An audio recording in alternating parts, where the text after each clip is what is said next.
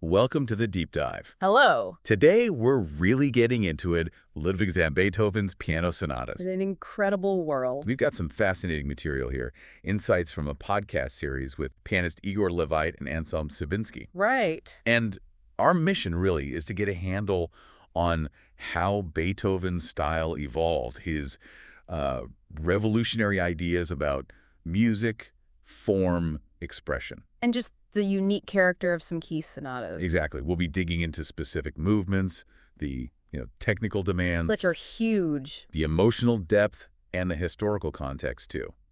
Okay, let's unpack this. And for you listening, this is really about getting that deep knowledge, but hopefully without feeling overwhelmed. Yeah, quickly but thoroughly. We want to guide you to the key takeaways, offer different angles, and hopefully spark some of those aha moments. That's the goal. So think of us as your guides through this. We'll pull out the crucial bits, keep it engaging, keep it clear. No dense jargon. Definitely not. Yeah. We want to make the connections obvious. So let's start with the early stuff, his innovations, that incredible virtuosity he showed right away. Yeah, there's mention of a theme in a minor key. Right, from an old piano quartet. Exactly. He brings it into another piece, and they call it a retarding moment. A retarding moment. Yeah. What does that signify, really? Well, it's like this pause, this holding back within the musical flow. It adds dramatic tension. Ah, okay, so foreshadowing maybe the more flexible forms he'd use later. I think so. It definitely showed he was thinking differently about structure even then. And that fits with his improvisation skills, right?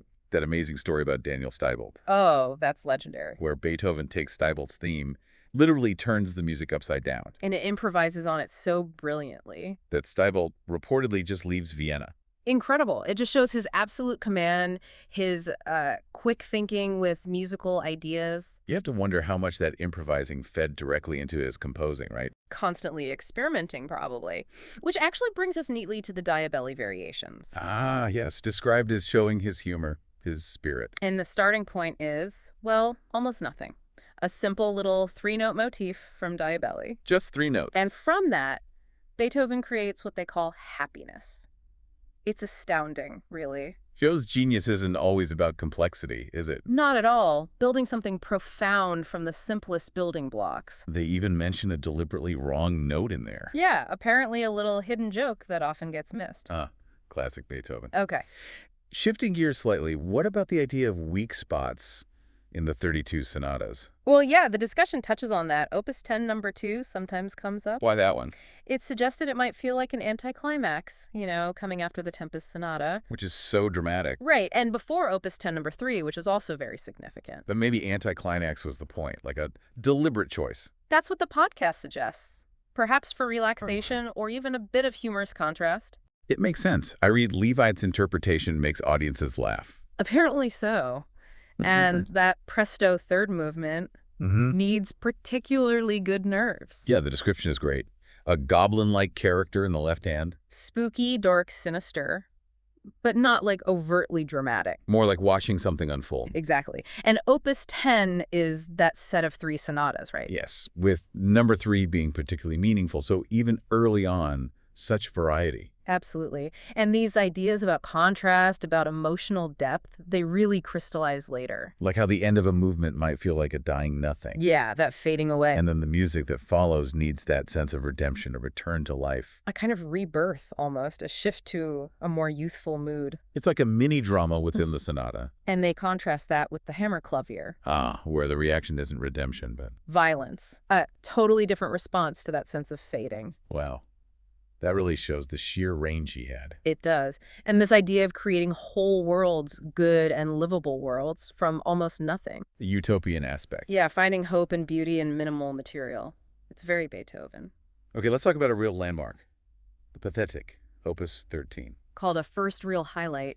And significantly, Beethoven titled it himself. That tells you something, doesn't it? He knew it was important, conceptually deep. Definitely. And the structure. That slow, grave introduction. Contrasting immediately with the fast allegro. Creates such tension right from the start. That opening C minor motif is unforgettable. And they mention its later transformation. In E-flat minor in the allegro. Sounds a bit like the opening of Tchaikovsky's Pathetic Symphony. Yeah, quite a link there. Shows the power of Beethoven's idea. And the grave itself is described as ceremonial, formal, strict. Theatrical even. It really sets a dramatic scene. Which leads to the point about Beethoven making emotion the topic of the music. Right. Moving beyond just formal structure, like in Bach, towards something more personal, like Tchaikovsky's Sixth. It was a huge shift. Absolutely. And that moment where time stands still, Yes. That transition to the allegro in the Pathetique is a perfect example. that pause, that held breath before the energy hits, so characteristic. There's also that mention of him thinking about starting the Tempest in A minor instead of D minor. Shows how much he associated keys with specific characters, specific feelings. He really used tonality deliberately. Very skillfully. And we can't forget the second movement of the Pathetique, the Adagio Cantabile. Just pure beauty. Absolutely captivating. So even this early, he's pushing boundaries everywhere. Okay, let's explore something maybe less expected. Beethoven's humor. It's definitely there, often in quite clever ways. Folge 10 starts with someone remembering practicing Opus 14. Number 1, The Little Flowers as a kid. Yes, relatable for many pianists. And the opening seems simple, but there's that harmonic ambiguity. The A flat versus the implied G sharp. Right. It's like a little musical wink, isn't it? Exactly. Subtle, harmonic playfulness. And the middle movement of that sonata apparently makes audiences laugh. Yes, and Sabinski makes these wide-ranging musical cross-references. Back to Thunberg. Wow. And the theme of the last movement. A children's march. Or maybe ironic. Or a play march. That ambiguity is interesting layers of meaning even in seemingly simple tunes. It shows his depth. Then they contrast the irony in Opus 14, number 2, with the deeper emotions of the pathetic or Opus 7's slow movement. So his humor could have different shades, sometimes sharper, more satirical. Right. Which leads into this idea of instrumental music becoming program music. Yeah, the instrument becoming a medium for something bigger, more human, not just abstract sound. Telling stories, expressing specific feelings. A revolutionary shift, and Beethoven was central to it, using the piano for these really human experiences. But like describing variations as a conversation between different people. Each variation a character study, makes the music feel so relatable. Like a mini drama. Though they do admit one variation might sound a bit poor, despite its programmatic idea. That honesty is good. It is. Then there's the discussion about the heroic, maybe male portrayal in some work. And how that resonates today. Yeah, how do we hear music from a different cultural context through our modern ears? Is an important question. Definitely food for thought. Finally, the funeral march in Opus 26. Simpler, they say, than the Eroicas. More like a specific scene, maybe?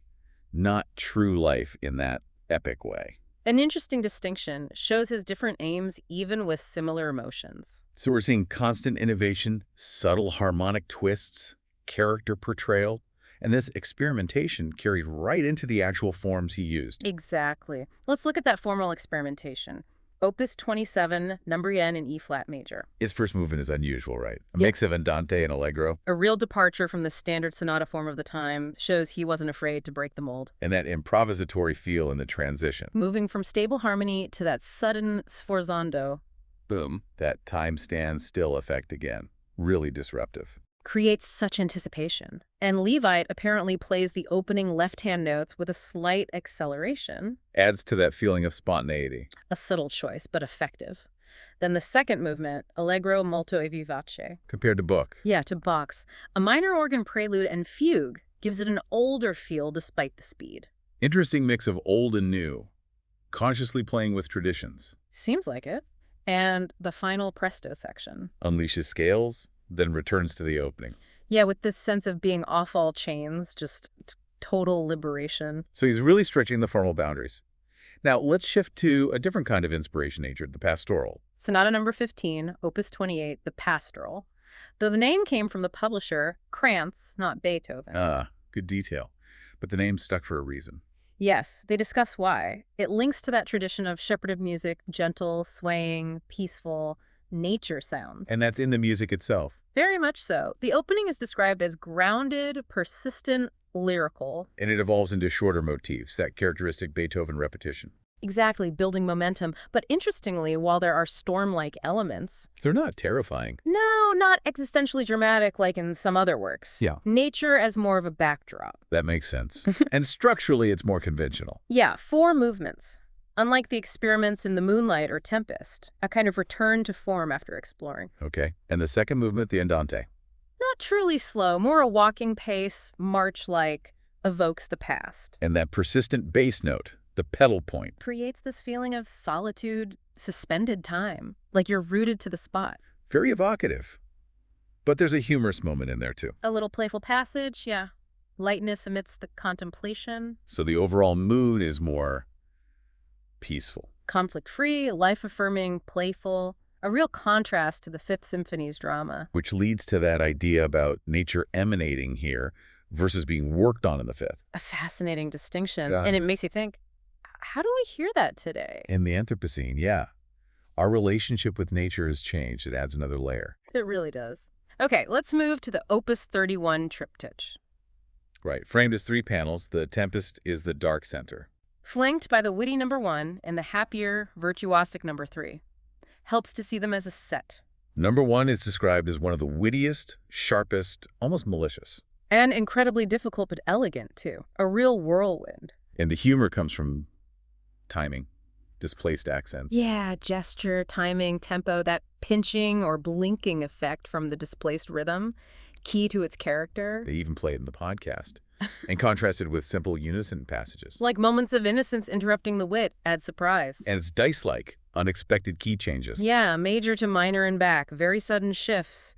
Keeps you guessing. Even the rests don't feel like rests, more like hopelessness. Or dramatic pauses, fermatas. Adds complexity to the humor. It suggests something darker underneath. Definitely. The first movement's even called a parody of an aria. With the singer getting lost. That's funny. A humorous jab at opera conventions. Now contrasting that with number 3. More peaceful, balanced, but still technically tough. Very demanding. That allegretto vivace tempo marking, maintaining clarity, challenging. But audiences laugh at this one too. Apparently.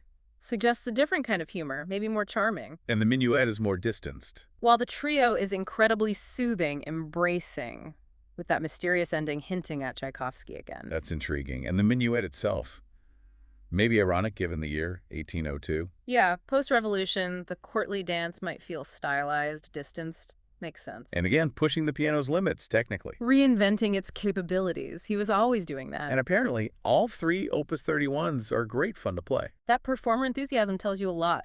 So much diversity in just one opus. Okay, prepare for a big mood shift now. Violence and despair in the Tempest. Yeah, the opening of Opus 31 number 2, described as a violent blow to the stomach. That stark dynamic contrast, fortissimo to forte. Immediately shocking, like a hammer blow to the chest. It raises that question. Can the performer enjoy playing such violence? A tough question about emotional engagement with intense music. But there's a brief moment of comfort. Yeah, that metaphor of embracing a loved one, a fleeting solace. Amidst the storm. And structurally, it's relatively simple. Surprisingly, yes, which makes the emotional complexity even more striking. And those moments of resolution, like the return to D major or that island in B flat major. Likened to a trombone choir resolving to a solo voice, beautiful image of brief peace. But the overall feeling is still bleak. Inevitable, painful, hard, insistent, ascetic. Not much comfort there. Levi mentions it suddenly becoming meaningful after feeling banal before. Shows how our relationship with music evolves, those hidden depths. And the development section sounds relentless. Written out breathlessness, repeated blows, climaxing with those insistent A's, almost unbearable. They conclude it's hard to surpass its drama, tragedy, brutality, even compared to the Appassionata. Wow, a truly draining experience. And it fits that pattern for minor key sonatas. Pathetic, Tempest, Appassionata, often ending with hopelessness, no easy resolution. He wasn't afraid to leave you there, in the struggle. Exactly. Exploring despair was sometimes the point. Profound, often unsettling. Okay, after that intensity, let's find some fluidity, some lightness again. Back to Opus 31, number 3, the Allegretto Vivace movement. And that question, does faster make it easier or harder with those staccatos? A real performer's question highlights those counterintuitive challenges. And audiences laugh during this one, suggesting that playful quality again. Yes, maybe more mischievous here. Then the menuetto, moderato e grazioso. Described as lacking conflict. Yeah, very smooth, with that wonderfully soothing trio. And the mysterious Tchaikovsky-esque ending again. That connection keeps coming up. Yeah. And the minuet itself, possibly stylized. Given the post-revolution context, yeah. viewing old forms through a new lens. But Beethoven reinvents it for the piano, exploits its possibilities, Absolutely. Not just dance music, transforming the genre for the instrument. and reiterated as one of the most enjoyable to play. That mix of challenge and reward, I guess. Now, a different kind of expression. Opus 49, simplicity and directness. Right, the two sonatas composed earlier but published later. Lighter character generally. That chronology is interesting, and the first movement of number 1, G minor. Emphasizing reading the score, the text. Understanding the gestures, the dynamics, the performer as interpreter, not just technician. Crucial. And the opening gestures set the character, but allow for different interpretations. Not always one fixed meaning, room for nuance. Then number 2, in G major. Sometimes seen as a default key for Beethoven. More general expression. They acknowledge that idea, but point to counterexamples. Missa Solemnis, Fourth Concerto. It's not a rigid rule. Good point. Genius composers aren't confined by typical associations. And the suggestion is Opus 49, number 2, has maybe a deliberately reduced ambition. More intimate, pedagogical, perhaps. Could be. But within that, there's that sudden key change. The tonal leap to D major for the second theme. Adds a little spark of surprise and a relatively straightforward movement. And the structure, quite concise. Compressed development, quick return of the recap. Efficient, elegant simplicity. And the second movement, the minuet. Familiar, elegant, tender, warm. A graceful ending. A moment of comfort. And then they tease the world-shattering sonatas to come. Referencing Kaiser's description, like an approaching buffalo herd. Definitely sets the stage. Okay, let's get into that speed and brilliance. The Waldstein. Opus 53. The challenges are immediate playing it, even talking about it. The speed, the dynamic control needed. It's immense, a real test of virtuosity. Those rapid shifts, pianissimo to fortissimo and back, requires incredible reflexes. Total control. And the podcast stresses the speed needs musical justification. Right, not just speed for speed's sake. It has to mean something. Otherwise, it's just noise. Yeah. And that abrupt end to the first theme. That dotted quarter note creates such sudden energy right away. Vital articulation. It's described as almost paradoxical. Feels free, improvisational. But it's meticulously written, compared to Reger's detailed scores. Fascinating blend of freedom and precision. It is.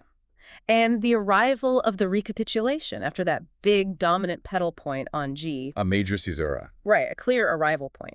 Contrasted with the more fluid transitions in Opus 22, shows his evolving approach. And the recap isn't just a repeat. No, it's felt as newly experienced happiness, like the journey through the development deepened the joy. That's a beautiful way to think about it. Arrival with fulfillment. Yeah. And those famous glissandi in the rondo. A new kind of piano playing for the time, demanding smoothness, clarity, even in pianissimo. Pushing piano technique forward again. Definitely. There's even that funny anecdote about fingernail polish getting in the way.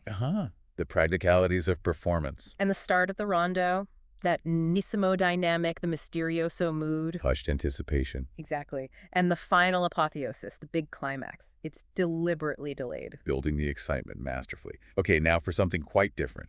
Opus 54, scrutiny and transformation. Yeah, the discussion starts with that abrupt interruption in the tempo menuetto. Like normalcy getting swept away. Very unexpected. Really key to its character. And compared to the Diabelli variations. Where the theme is altered right away. Shows his habit of immediate transformation. Definitely. And this idea of reconciling opposites through dialogue. Does it reach a middle ground between the minuet and the triplets? That's the question. A musical conversation, a negotiation. The nickname Beauty and the Beast suggests that taming process. And we hear how the minuet gets richer, more ornamented. While the triplets get shorter, eventually disappearing. Yeah, they seem to converge in a free cadenza, resolve together. Then the triplets vanish. Fascinating convergence. And the first movement, allegretto. Constant rising sixths, syncopated accents. It's surprisingly hard to play slowly, those subtle challenges. And the form is unusual, too. Longer, repeated second section. Creates an imbalance. Adds to its unique feel. And there's significant development over simple themes. Insistent, repeated notes, expressive fragments emerging. Shows his skill in building complexity from basics. Absolutely. Then a surprising expressive bit, Drum roll chords, a peculiar repetition. Moments of unexpected drama, even strangeness. Totally. And the ending, bright and wild. Not like the Appassionata or Waldstein, but sharing something with Fidelio or the Ninth. Yeah, that leap into a utopian dimension feels both pianistic and like it transcends the piano, even hysterical joy. A powerful connection, uplifting in its own unique way. Okay, now for the contrasting extremes of the Appassionata. Opus 57. The approach suggested is fearless. Look beyond the history, engage directly. Right, highlighting the performer's role as the enabler, bringing it to life. Crucial. The opening unison theme, just a triad over 2 octaves. But creates that pale, veiled sound. Mysterious start. Sets the tone. And those abrupt shifts in the first movement, harmonic passages versus soloistic ones. Stark contrasts in texture. Creates real tension. Very effective. And there's a thematic link between the first and second movements. A subtle connection, creating unity across the emotional shifts. And the second movement starts peacefully. Suggests peace, yeah, but then it's swept away by pain, loneliness. Leaving a lamenting cry of solitude. Powerful emotional arc. Stark shift from fragile calm to deep despair. Then the finale, Allegro ma non troppo presto. Described as frenzy in wood. Vivid imagery, short sections, extreme register contrasts, the piano becoming a vessel for something huge, definitely, and the return of the fate motif in the recap. Pressed, hammered, driven by unstoppable fatalism. The compelling, crushing force. They mentioned the Bosendorfer imperial piano used for the recording. How the instrument itself shapes the sound. That's another layer. And Kaiser's observation. The focus is on the big picture. The overall structure, the emotional arc, maybe more than tiny details. Makes sense for such a driven piece. And no dance movements, no minuets or scherzos. Suggests a move towards pure state description, pure emotion. Right. And that sustained tension throughout, never fully released until the very end. Essential for the interpretation, that unyielding pressure, key to its impact. Okay, after that, let's find the fragile, the whimsical in Opus 78. F-sharp major. A spontaneous new color right from the start, different from what we've heard. And music as a state descriptor, creating this sense of opening space. Yeah, cathedral-like, cosmic, then a voice enters. Grandeur and intimacy. Lovely image. But then there's that passage that's disgusting to play. Awkward writing, technically tricky, even if it doesn't sound hard. Reminds us of the performer's reality. Exactly. And the juxtaposition of extremes. Idyllic legato sections suddenly interrupted. Unprepared collisions, a fragmented feeling. Very unpredictable. Definitely. And the importance of dynamics. That rare fortissimo marking. Creates an almost orchestral frame-breaking moment. Unexpected power. Right. The first movement is all contrasts and games, different from the second. And that intro. The 4-bar intro. Hard to relate to the rest because of the dotted rhythm. Yeah, like a charming preamble that doesn't quite integrate. An analytical puzzle. And the fast parts sound like a tritch-trash polka. That's bizarre. Humorous. Describing the technique to get that clownish effect adds lightness. It does. And the opening's dualism. Call and response getting quirkier. Shifting major-minor constantly keeps you off balance. Referencing Busoni's use of major-minor shifts. Yeah. But Beethoven's application here is called bizarre. Feels very idiosyncratic, yeah. And that brief major key bit hinting at Schubert or Mahler. A glimpse of future romantic harmony, but used strangely, maybe mischievously here. Like he's building his own rules for this piece. Exactly. Making it peculiar, fleeting, leaves you completely confused before a pretty unexpected ending. That unconventionality is part of its charm. Connected to the idea of the capriccio, deliberate deviation to refresh the imagination, creative freedom, delightful surprise. Okay, on to Opus 79, Germanic wit and tenderness. That etude-like bit in the first movement, G major. Right hand runs navigating around left-hand motifs. Shows the agility needed. And those cuckoo thirds. Derived directly from the first bar, typical Beethoven economy, organic development. Even whimsical bits have a structural root. And the ending of the first movement, humorous. Yeah, anticipating audience laughter at its mischievous impudence. Playful finish. It is. But then contrasted with the slow movement, the andante, underlying tenderness, intimacy. A new kind of romantic sensibility emerging. Hints of it. Different from the grand gestures of the 5th or 7th. More personal, lyrical. And that continuous descending bass line. Provides a foundation, maybe a touch melancholic under the melody. Grounding it. Then the finale, Vivace. One of the most infamous movements ever. Followed by crude interjections, described as playful, witty, tender, and infamous. Full of contradiction. Sounds like fun. A specific passage, measure 51. Simple harmony, but crude, bold, Makes it tremendous fun to play, that raw energy. infectious appeal, and connected to the alla tedesca, the German style. That suggests an earthy, folk-like quality, perhaps. Okay, now for Farewell and Longing, Les Adieux. Opus 81A E-flat major, program music telling a story, Right. and a gateway to his late period. Very significant programmatically. And though it has 3 movements, It functions almost as one piece, the finale following logically from what came before. yeah, telling that story, farewell, absence, joyful return, the narrative arc is central. Contrasted with the Waldstein, which was more about piano technique. Here, the focus is broader, emotional narrative, beyond just the pianistic. The titles themselves tell the story. Les adieux, l'absence, le retour.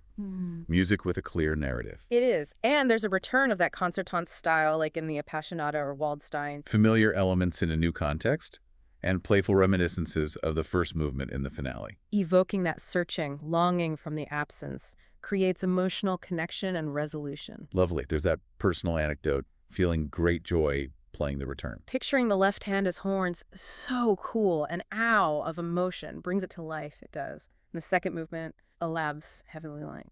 And a story about a pianist skipping a repeat shows its expansive, deeply felt nature, testament to its weight. Clear dramatic logic, but also universal emotional resonance. The program is a framework, not a limitation. And Beethoven's own preference for Lebewohl over Les Adieux. Fascinating detail. More personal to an individual like Archduke Rudolph, not a crowd, underscores the personal emotion. Okay, let's look at intimacy and contrast in Opus 90. Right, and his increasing use of German tempo markings from here on. More personal, nuanced instructions. Like the opening of Opus 90, E minor. Mit Lebhaftigkeit und durchaus mit Empfindung und Ausdruck. With liveliness and with feeling and expression, and the music reflects that contrast. Stark, almost Baroque one moment. Then suddenly bursting with emotion, expansive lines. That immediate juxtaposition is striking, compared even to Bruckner's eighth opening. Unclear direction, searching. A sense of unfolding, and these contrasts are compressed into one short theme. 8 bars, 3 parts. Different moods, internal dialogue, maybe male-female principles. A microcosm of contrasting emotions in one idea, and the nuance in the German marking. Empfindung, inwardly perceived, Ausdruck, outwardly communicated. Subtle but important. Emphasizes the depth of emotional communication he wanted. Absolutely. And the transitions are masterful. Accompaniment shifting hands, intervals widening. Leading to the theme returning in 4 different rhythmic durations. Incredible skill, organic development. Really is. Then the second movement. Another German marking. Nicht zu geschwind und sehr singbar vorgetragen. Not too fast, and performed very singingly. Emphasizing that personal, warm, song-like quality again. Reinforces the intimate, lyrical nature, and that beautiful 24-bar theme. Structured like an embracing rhyme. And it raises that question. Why does such a simple, heartfelt melody feel so beautiful? Touches on the mystery of musical beauty itself, it really does. Now on to Seeking and Finding in Opus 101. A major. Etwas lebhaft und mit der innigsten Empfindung.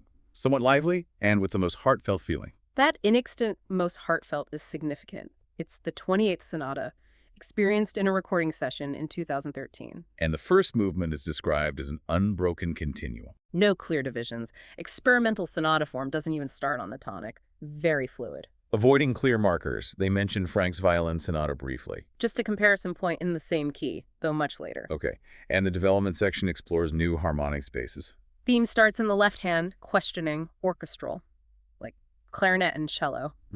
Evokes Schubert. Even a joke about the unfinished becoming the infinite symphony. Rich associations. A sense of searching, unfolding, taking the listener on a path. Errors and confusions and hopes. A very human journey in music. It is. The development expands and contracts, insistent, and that molto espressivo marking. Might suggest slowing down slightly, especially in late Beethoven, clearer in Opus 109. A valuable insight. The whole development feels suspended, but always connected to a major, pulling back home. Drawn back. And the arrival at the tonic in the recap is surprising. On a weak beat, the fourth beat. Creates continuation, flow, not hard closure, disrupts expectations, contributes to that seamless feeling. Then the historical context. 1816, the year without a summer. Found Tambora eruption, climate catastrophe, linked to romanticism. A subtle backdrop, maybe? Fascinating connection. Then the second movement, F major. A pseudo-march, Alt allegro ma non troppo. Floating quality, not firmly grounded, adds to the unease. It does. And that poignant connection to the Missa Solemnis manuscript. The hen-thinking departure, searching in the sonata linked to the Benedictus. Movement away, then the solo violin entrance like the first ray of sunshine. Drawing parallels across genres illuminates his core concerns. The interplay of light-dark, lost rediscovery in the Mass, leading to the final Alleluia as a result of the journey. And suggesting the sonata finale's first bar is an upbeat to the whole 20-minute movement. Powerful framing, a sense of culmination, then the novelty of reminiscence. Recalling earlier material later becomes key in the ninth. Bruckner, Romantics, unifying the cycle. Creates internal connections, coherence, but it's absent in the first movement of 101. Right, which makes its later appearance in the finale more impactful, carries more weight. Precisely. Okay, now, improvisation and transformation in Opus 109. The final three sonatas. Profound, personal, hinting at how they felt to a young pianist first encountering them. And Opus 110's third movement, seen as bipartite, suggesting these last three are almost single-movement works. Continuous flow, interconnectedness. That combination of formal perfection and great freedom is key here. Wide range of styles, emotions, form becomes content. Right, the first movement of a 109, Vivace ma non troppo. Improvisatory quality. And that unexpected shift to full chorale-like chords at measure 78. Profound fulfillment emerging, then receding back to the casual start. Beautiful. It is, and the writing is delicate, discreet, airy. New in his style, ideas appear and disappear quickly. Ephemeral, light, then the second movement, prestissimo. Playful, fleeting, like a scherzo. Burchevele capricious light features that rapid 16th note figure. And a similar Burchevele variation in the Diabellus. An interesting link, similar playful character across works, and then the final movement, variations. Almost all described as bright, happy, lacking tragedy. Creates this overall feeling of joy, blessing, sustained optimism. The fourth variation is slower, but keeps the same bar count. Subtle rhythmic transformation, and there's that difficult passage. Humorously called a shit spot, with famous scale runs. Technical hurdles remain. Indeed. Then a bit about variation form in late Beethoven. Diabellus as pivotal. Contrasted with Bach's Goldberg, bassline, or earlier classical melody ornamentation, he expanded the form's possibilities. Pushed it to new expressive heights. The fifth variation departs from the 24-bar scheme. Extends it, leads seamlessly into the next, ongoing development. Exactly. And the transition to the final variation, a gentle farewell. Theme returns, accelerates, leads to an intensifying trill. Become a true trill, quickens the theme more. Passionate, orchestral over that left-hand trill like a clock tower. Powerful image. Then the trill shifts hands. Theme returns after the eruption. Pianissimo, deep bass. No repetition, back to the starting G, cycles of expression completed. Beautiful. And the sixth variation. Visionary, modern, likened to Messiaen. Fluid, expanding, accelerating, hinting at minimalism even. Remarkable foresight. And that pianistically exceptional bit with two trills against triplets. Intricate, beautiful complexity. The discussion ends by describing the return to the Penelope theme after this odyssey. Touching, blessed. These late sonatas feel life-giving, energy-enhancing compared to the demanding Hammerklavier or Passionata. A sense of ultimate peace, arrival. Now contrast that with the monumental Hammerklavier. Opus 106, unprecedented in his output, even compared to symphonies. Sheer scale, ambition. And that word appassionato is key to understanding its scope. Passion on an epic scale. The advice is focus on the big picture. Yeah, easy to get lost in the immense detail. And it's unique, the only sonata with his own metronome marking. Which leads to that debate about interpreting those markings, almost like scripture. Powerful analogy, shows the weight given to them and the idea that some art needs repeated engagement. Especially complex music like this, contrasting ephemeral performance with stunning visual art. It does. A humility exercise tackling this piece, pushing limits, and it's his last in traditional four movement. But full of unusual things. Recap feels like a transition, that sudden shift to B-flat minor. The black key, the only moment of rest in that intense first movement, fleeting darkness. The overall effect is desperate, vast, piercing, sounds drilling, fleeting islands of happiness. Constant pull between light and dark. The second theme, Benedictus-like. Deep bass, quiet accompaniment, answered by an angelic response. Cosmic dimensions. Growing from low to high, majestic, dignified, continuous development, no breaks. Even that brief quoted theme. Like Brahms 4, Appears once, fleetingly, never revisited. Precisely. The expressive recapitulation. Varied harmonies, screaming, suffering, brief major moments back to F-sharp minor. Heightens the intensity. Then the slow movement, adagio sostenuto. Heart-wrenching. Despite his fast metronome mark, Liszt's tempi confirm it. Character of despair culminating in near madness. Almost unbearable depth, and that trembling finger articulation near the end. Subtle vibrato effect. It's hard to do in forte. And easily obscured by accompaniment. Then the final F-sharp major chord. Repeated 7 times. Finality, unlike later open endings. Suggests apocalypse, end of the story so far. Powerful closure. Then the superhuman effort needed to continue, leading to the musical miracle of the transition to the finale. Cited by Busoni as free, almost improvisational music. Unexpected liberation. Finale starts like a Reiserkehr, searching, finding different ideas, styles, exploration. Good, the big question, why the fugue? Derivation, justification, best way forward. Profound question. The suggestion is Beethoven's answer is violence, necessary catharsis. The fugue as ultimate counterpoint to the adagio's despair, but containing the same pain. Complex response. Briefly analyzing the fugue, augmentation in the bass, mastery of form. Then the question, impulsive or disciplined? Both. Strict fugal rules alongside moments breaking free, ending with unison runs, furthest from a fugue. Fascinating blend of structure and freedom, ends with that anecdote, Bach's D minor fugue saving the world. Suggesting the Hammerklavier fugue is for a world out of joint, needing this immense response. Teases the Opus 110 fugue. More vocally inspired. Different approach. Okay, let's explore that return to life in Opus 110. Starts with that lighthearted bit about playing versus talking about music. Relatable. Then the first movement, a flat major. Concise development, exploring the theme without much conflict. Contributes to its gentle dignity, warmth. More serene than the Hammerklavier. It is. And those unusual harmonic shifts in the recap, moving away unexpectedly, then returning gracefully. Keeps you engaged. And endings foreshadowing the next movement. Suggesting the whole sonata from movement 2 onwards is one continuous piece. Seamless flow. Organic connection. The first movement ends with the fugue motif in the thumb. Subtly preparing you. Clever foreshadowing. It is. Second movement, allegro molto, described as luderliche Leute, scoundrels. Suggests an earthy, mischievous character. Vivid picture. Then that odd bar with no metric division and the note A repeated 14 times leads to talk about memorization. Questioning its value? Admitting waning interest? Candid reflection. But also acknowledging it as a different kind of command over the music. Interesting debate. And playing from score for demanding works like the Hammerklavier. Practical. Mentions the editions consulted too, Schnabel, Urtext, Liszt, Bülow. Rich interpretive history. Definitely. Then the core. Arioso dolente and fuga. Analyzing the arioso's intensification, the fugue theme's transformations, original triple sextuple speed, augmentation. Illustrated musically in the podcast.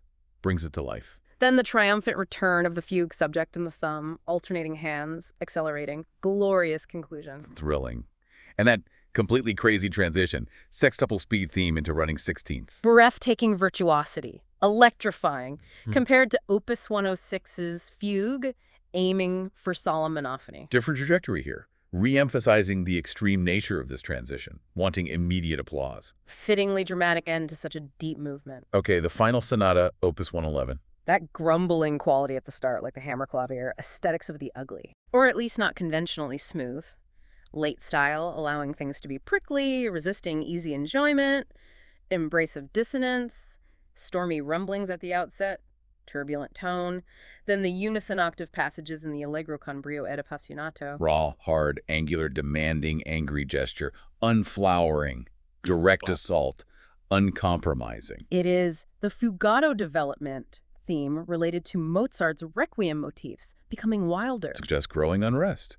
Then the transition to repeated dominant sevenths, building tension. Bridge to a unison explosion, wrong energy. And are these the first true double octaves? Anticipating romantic piano writing, pushing boundaries again. Possible, constant exploration. Then the near note-for-note repeat of the exposition. Followed by widening space in the second theme, familiarity and expansion. It does. Then the second movement, Arietta, Adagio molto semplice e cantabile. Unusual marking, simple, song-like little aria, lasting 17 minutes. Profound depth. It is, the theme itself, embodiment of perfect musical shape, playfully compared intervallically to Happy Birthday. But not melodically the same. Simple, yet profound melody. Clear two-part structure. Melody and accompaniment. Traditional frame for the variations. First variation. Almost jazzy. Triplet figuration, swing feel. Moves to minor, increases note values but keeps tempo. Even a 6/16 bar. Remarkable transformation. It is. Then the boogie-woogie character emerges. Beethoven breaking free of the variation corset. Moving from isolated sunbeams to full sunlight. Liberation. Growing brilliance. Absolutely. Return to the trill, theme turns minor, ticking clock feel. Moves to D major, dissipates into a trill. Fragility. Passage of time. Then huge register leaps. Sound foreshadows later composers. Echoes Opus 110. Fragmented theme, breathless pianissimo phrases. Searching, vulnerable. It does. Then the deeply touching arrival of the dominant, a major chord. On a weak beat. Seventh beat. Leads to the theme returning as it began. Then profound sense of paradise. Final arrival. Exquisite piece. It is. That hymnic, warm, full passage around measure 145. Catastrophe is past. Replaced by inner searching, feeling, but undeniable absolute beauty to come. Profound affirmation, indeed. Concludes with the theme soaring in the most beautiful trill. And that personal aside about enjoying playing trills. Signaling the end of this incredible musical journey. A fittingly beautiful conclusion. So, as we wrap up this deep dive into Beethoven's piano sonatas, wow. Quite a journey. We've touched on his stylistic evolution, those groundbreaking innovations, the sheer emotional range. And the surprising humor, too. Right. Our aim really was to give you, the listener, a shortcut to being well-informed. Sparking those aha moments without overwhelming you. Hopefully we managed that. And now, for a final thought to take away. Think about the journey of understanding these works. It's personal, it evolves. Definitely. How do individual sonatas shed light on the whole set? And maybe more interestingly, how does our own listening change how we perceive them over time? That's a great point. Our perspective shifts, the music reveals new things. Something to mull over. Okay, well, huge thanks for joining us on this deep dive. It's been fascinating. Always a pleasure. And if you listening have follow-up questions or thoughts, please do send them our way. Yeah, we'd love to hear from you. The email is 32xbeethoven@br.de. That's 32xbeethofen@br.de. Until next time, thanks so much for listening. Thank you.